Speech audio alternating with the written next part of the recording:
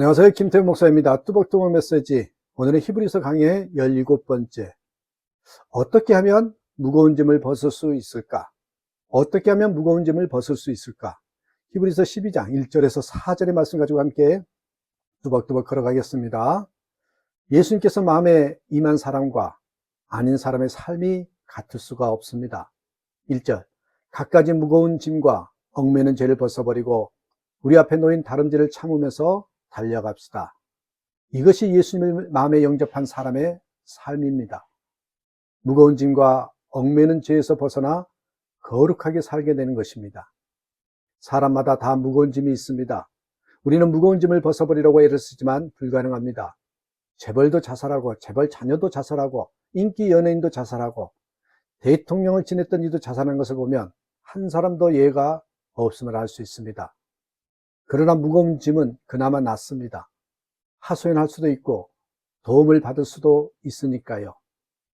얽매인 죄는 말도 못합니다. 수치스러워서 상장받기도 힘듭니다. 훌륭하고 존경받던 환경운동가, 환경오염을 걱정하여 하루에 한 끼밖에 먹지 않는다던 그가 성추행 스캔들로 사임하는 것을 보았습니다. 우리가 이처럼 얽매인 죄에서 벗어나지 못하는 이유는 우리의 본성이 죄로 물들었기 때문입니다. 그런데 우리가 어떻게 무거운 짐에서 벗어나고 얽매인 죄를 벗어버릴 수 있습니까?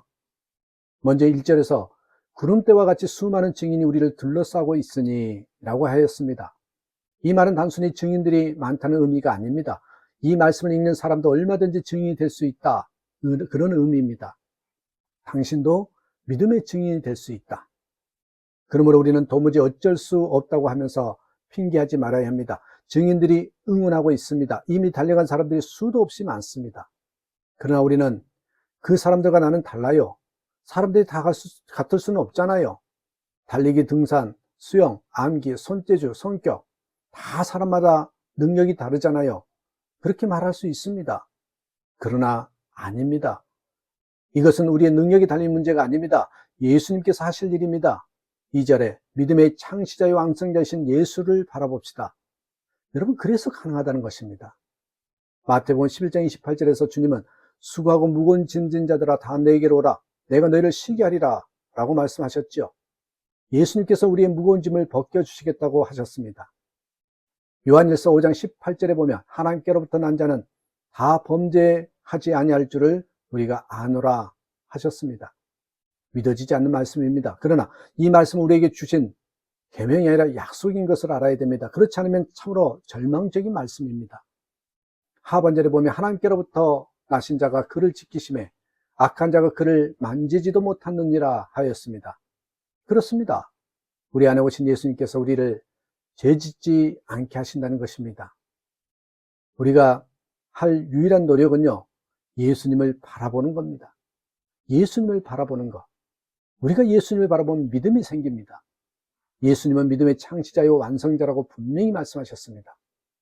헨리 나우에는 믿는다는 것이 무엇인지에 대해서 서커스에서 공중그네를 타는 사람에 비유하여 말한 적이 있습니다.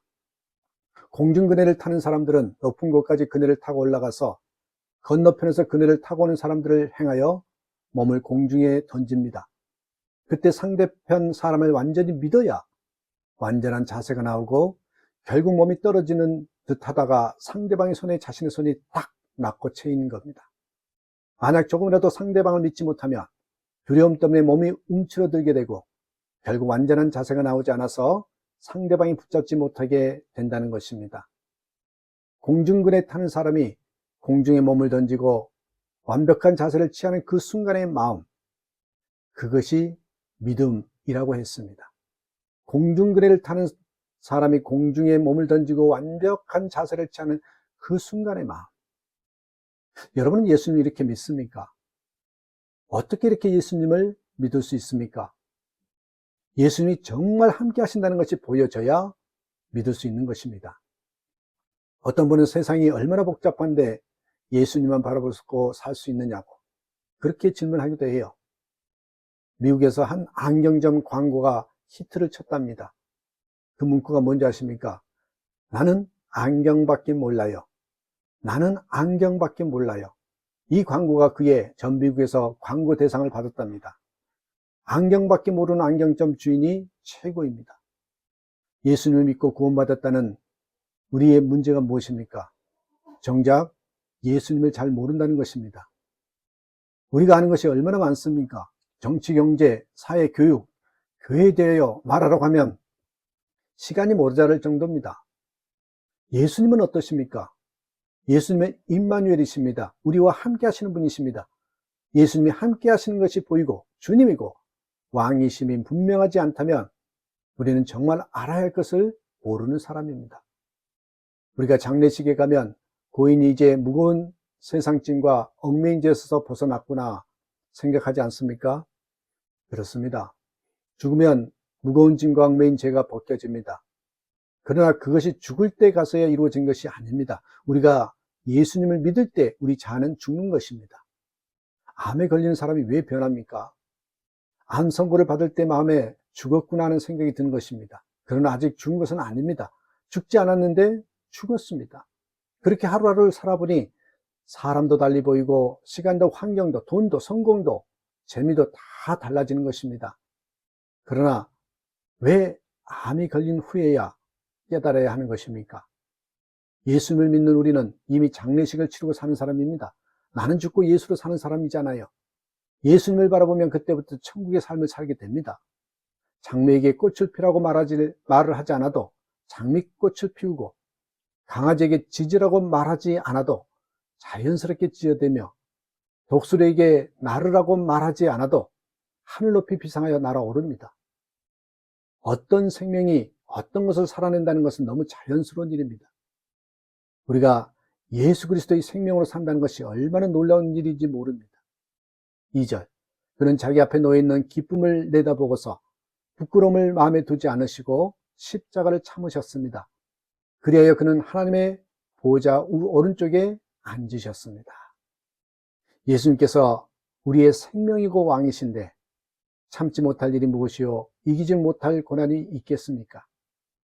하나님께서는 우리에게 죄와 싸우되 피 흘리기까지 싸우지 않았다고 말씀하십니다. 4절, 여러분은 죄와 맞서서 싸우지만 아직 피를 흘리기까지 대항한 일은 없습니다. 죄와 피 흘리기까지 싸우려면 어떻게 싸워야 합니까?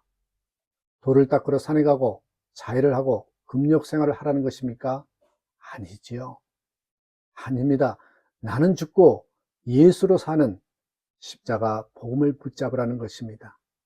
이 십자가 복음을 끝까지 붙잡고 살아가는 저와 여러분 되시기를 주님의 이름으로 축복합니다. 감사합니다.